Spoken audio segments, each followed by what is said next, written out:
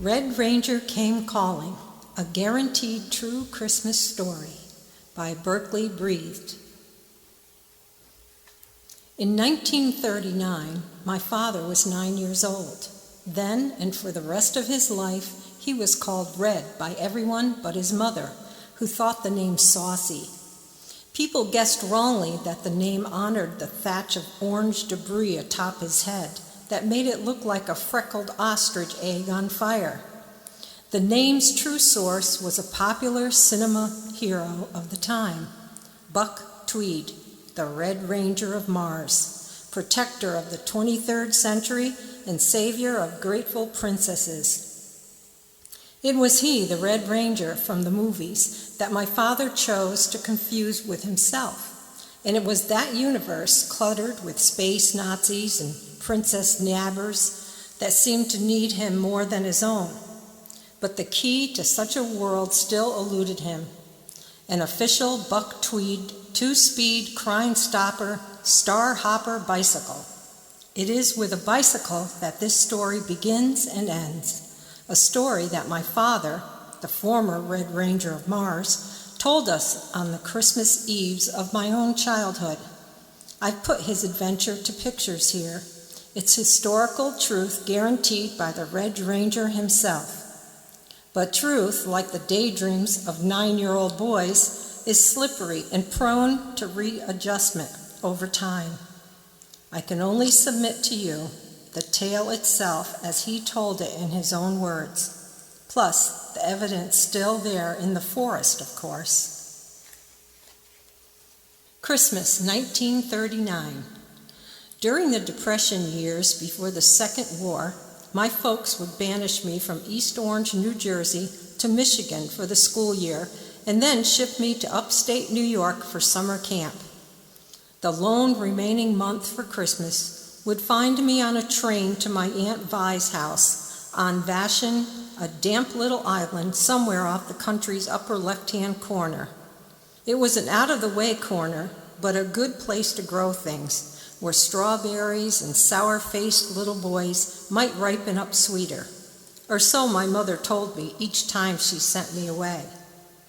But on Christmas Eve of 1939, I'd grown no sweeter at all.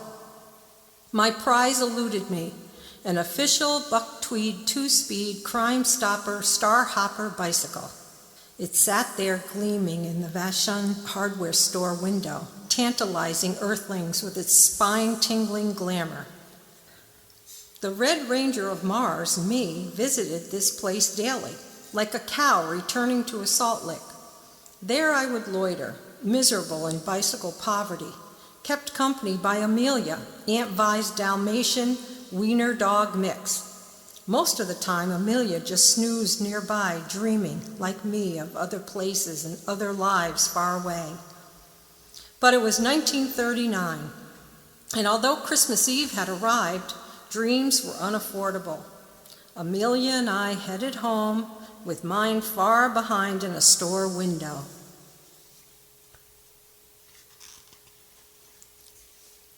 As usual, I looked for delays on the walk home. Aunt Vi would be waiting, and we made each other equally uncomfortable, so I saw no reason to hurry. That evening's detour brought me and Amelia past the ramshackle lighthouse perched high in the mist on Point Robinson. As always, we paused to consider the old house's legend. Island old-timers insisted that its unseen occupant, Old Santa Claus, was actually Santa Claus himself, the real McCoy of childish fancy, migrated down from the north to spend his final days in secretive retirement on Vashon Island.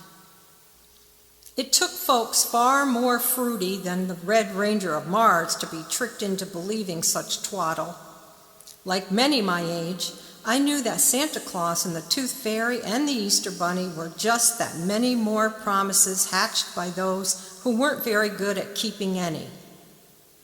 As we turned to leave, an astonishingly squat little man, no bigger than me, rushed past us towards the old lighthouse. He carried an overnight carpet bag, which bumped along behind him. The tiny man smiled weakly and tipped his hat, revealing pointy ears. Something flowery needed to be said by the Red Ranger of Mars, but in shock, all that came out was, "Mister, you look like a turnip." I could not recall ever actually seeing a genuine elf, nor calling one a vegetable, but I was certain that I just had. An elf, you know whose elf.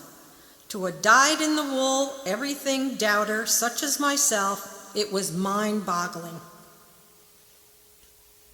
That evening, Aunt Vi asked me to help pin up some old holiday magazine pictures, but I declined as my mind had been freshly boggled. Vi noticed my peculiar mood and offered to let me open my Christmas gift from her early. It was a glorious buck tweed space uniform, the bonus highlight being a large red R zooming across the breastplate. I tried it on, and she flung a hand across her brow, swooning from the swashbuckling drama of it all.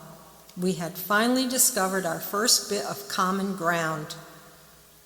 But my Space Ranger senses detected that the jersey was in truth last year's cast-off pajama top, dyed Ranger red and altered by the loving hands of its giver.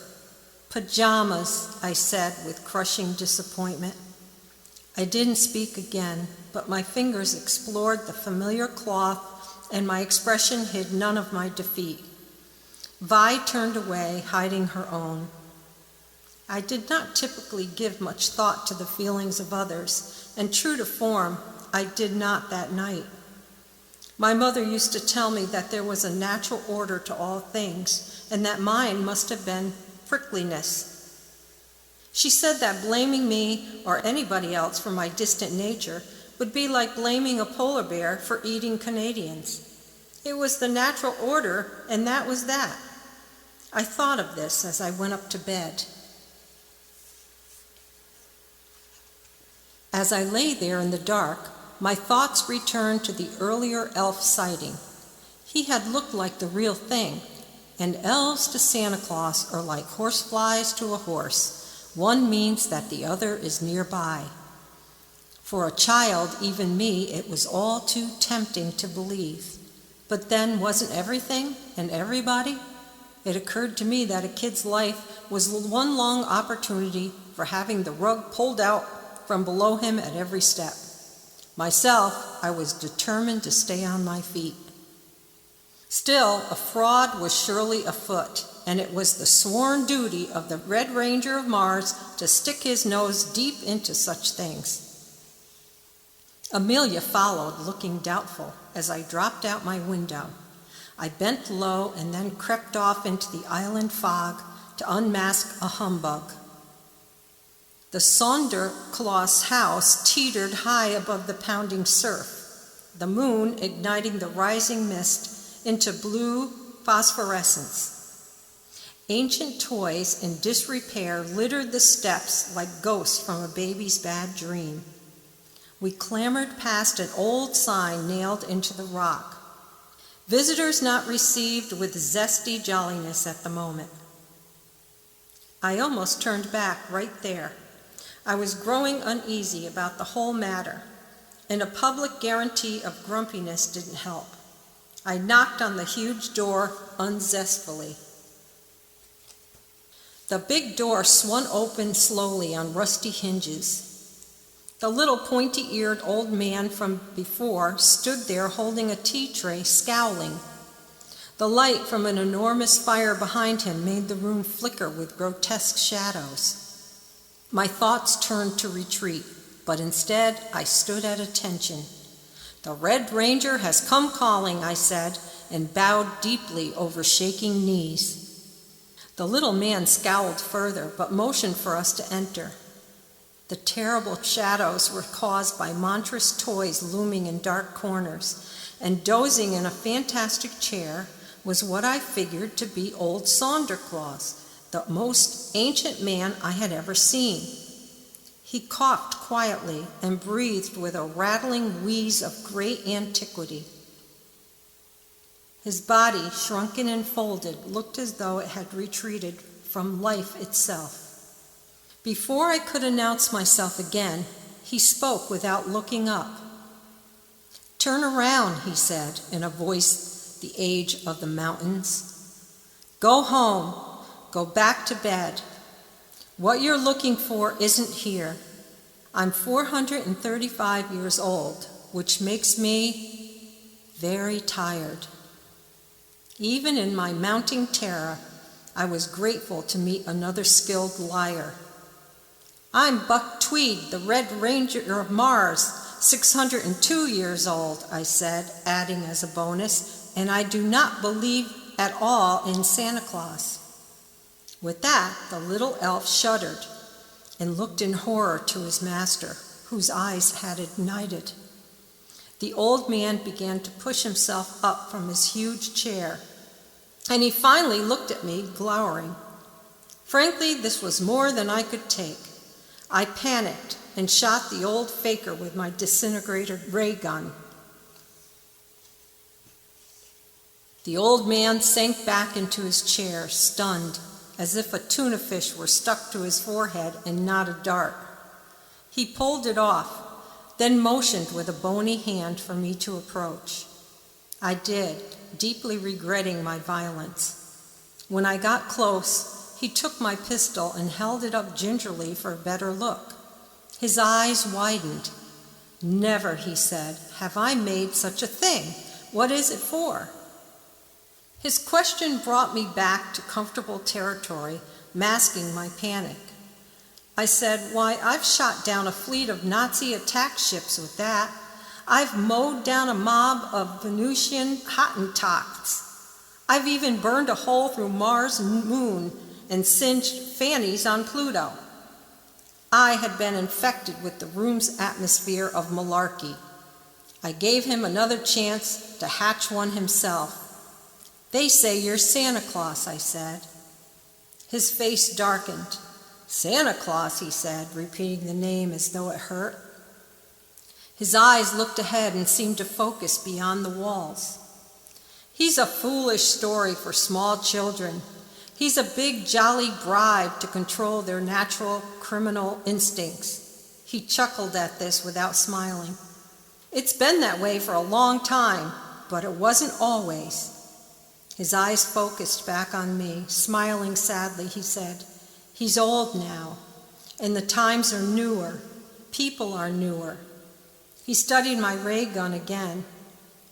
"Who'd believe now?"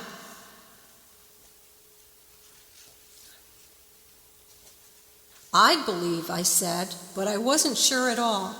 I had to see what the old fruitcake had up his sleeve. I'd believe if he could make a reindeer fly. For the first time, a light brightened in his eyes. The elf looked appalled and whispered, "Don't do it, boss. You're not 300 anymore." The old man wasn't listening as he pushed himself out of the chair and settled his weight on wobbly knees. He shuffled over to the fireplace mantel and held his hands around a little carved reindeer. Scrunching his eyes, he made a great effort to do something, although I couldn't tell what. After several minutes of nothing happening, the old man rested on his elbows, exhausted. "Blast," he said in frustration, just as the elf dropped his tea tray. We turned around and I heard the old man say, "Whoops."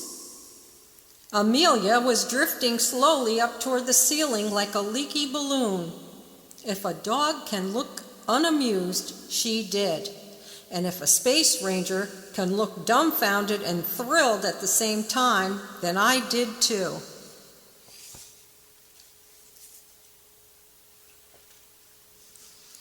Even a hard nut such as myself sometimes had to consider overwhelming evidence, odd as it was. My mind was saying that I was fixing to get another rug pulled out from below me, but my eyes were saying that a dog was floating in the rafters. The tug of war inside made me lightheaded, and through a fog of confusion, I heard myself say, "I have a wish." The old man's eyes lit up fully this time. The elf looked freshly appalled. "Don't do it, boss. It's been a long time. Let's just get you to bed." The old man waved him off and turned to look at me as if he was starving and I was holding a boysenberry pie. Like an old actor reciting lines from his youth, he said, "So what would you like for Christmas?" I was already at the edge, so I leapt. "An official buck tweed, 2-speed, crime-stopper, star-hopper bicycle," I said. He frowned and looked at me as if I'd asked for a blue cantaloupe. I described my prize again, saying each word slowly and louder. He bent down over the back of the elf and cupped his ear. I made it simple. "I'd like a tweed bicycle." "That's what you want? You're quite sure?" he said, looking surprised. "I'm sure. A tweed bicycle. It's the latest thing." The old man straightened up and scratched his head. "I'll try my best," he said, grinning. I roped Amelia and hauled her down from the overhead beams. She was near emotional collapse during the walk home, but then I was too.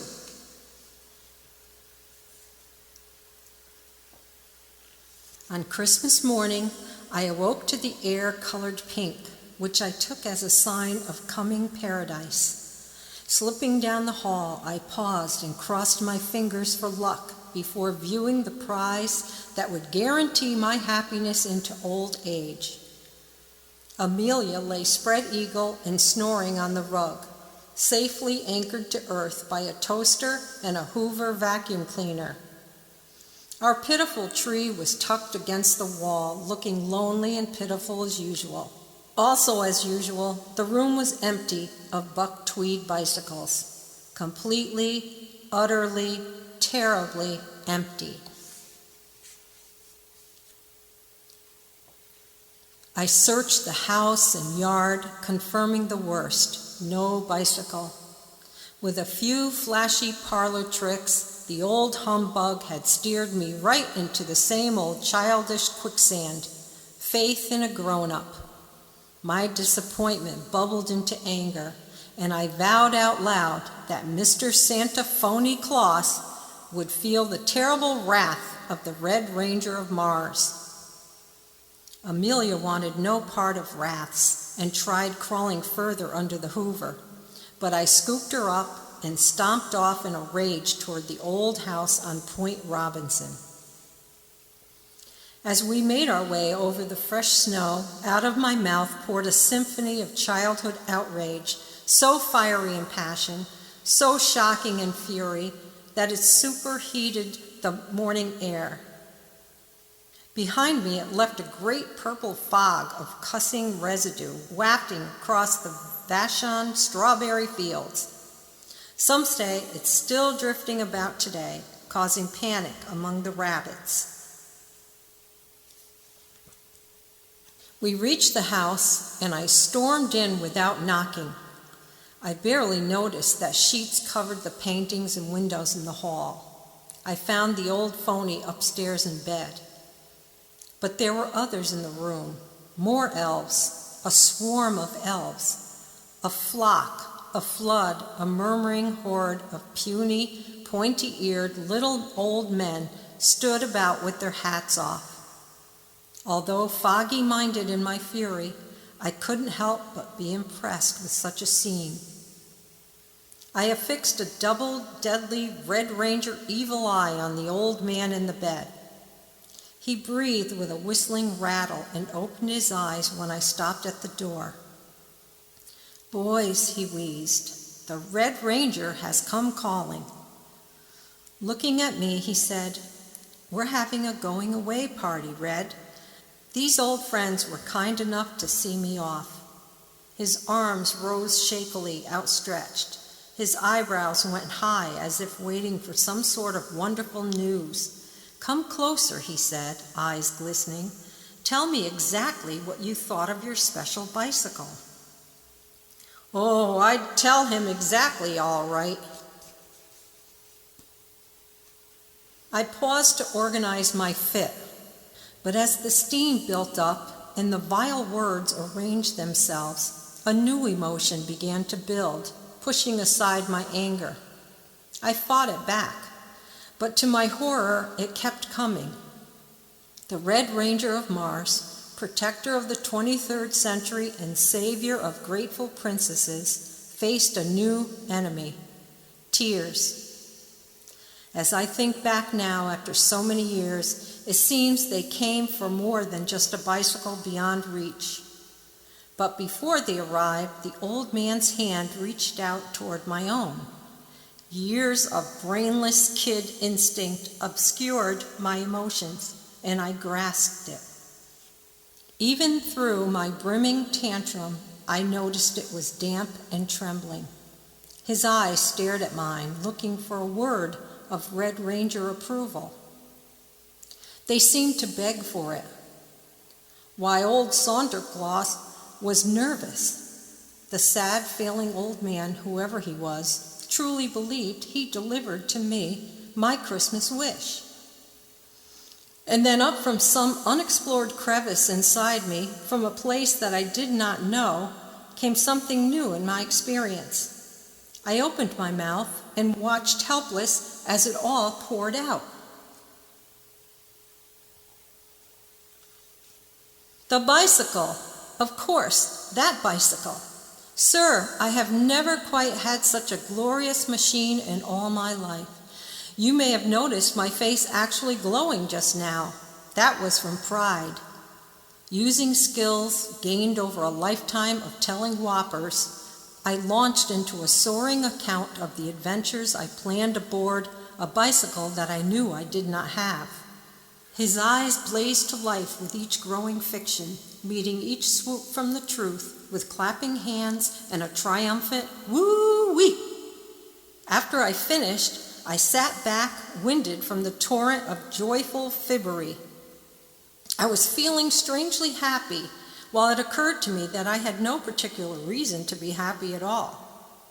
Let's go home, I said to Amelia, who jumped. She hadn't seen me smile before and figured I was having a seizure.